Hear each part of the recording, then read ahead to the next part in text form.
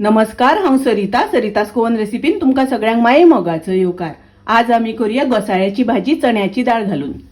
हे हांवें एक घोसाळें शिनून घेतला, घोसाळें धुला, ताजी शिरो काढल्या आनी अशें शिनून घेतला। हे पळयात, अशें शिनून घेवपाक जाय। गॅसार हांवें आयदन तापत दवरला, तातूंत हांवें 2 चमचे तेल घातला, अर्दो चमचो सासवां घालता। सासवां बरी तडतडपाक दिवपाक जाय। एक कांदो आनी 2 हरवे मिरसांगो कापून घालता। कांदो तळसून घेवया। गॅसाची फ्लेम हांवें लो दवरल्या। कांदो मातसो गुलाबी कलर जाईपर्यंत तळसून घेवपाक जाय। ही हांवें 1 चमचो चण्याची दाळ उदकान भिजत घालून घेतल्या। 2-3 वरां चण्याची दाळ उदकान भिजोवन घेवपाक जाय, नाजाल्यार रातभर भिजोवन घेतल्यार सुद्दां जाता। दाळ 1-2 मिनटां तेलार तळसून घेवया। दाळ अशी मातशी तेलार तळसून घेवपाक जाय।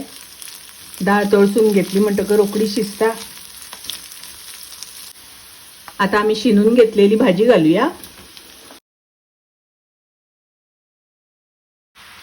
चवीपुरते मीठ घालता। मीठ घालून भाजी ढवळून घेवया। घोसाळ्याचे भाजयेक भरपूर उदक सुट्टा, ताका लागून उदक खूब कमी घालपाक जाय। उदक ना घातले तरी चलता। हांव 2 चमचे उदक घालता। झाकण दवरून भाजी शिजोवन घेवया। भाजी शिजता आसतना ढवळून घेवपाक जाय। भाजी अशी बरी ढवळून घेवपाक जाय। पळोवया भाजी शिजली जाल्यार। भाजी शिजता आसतना 2-3 वेळा हांवें ढवळून घेतिल्ली। 2 चमचे सोय घालता। सोय घालून ढवळून घेवया।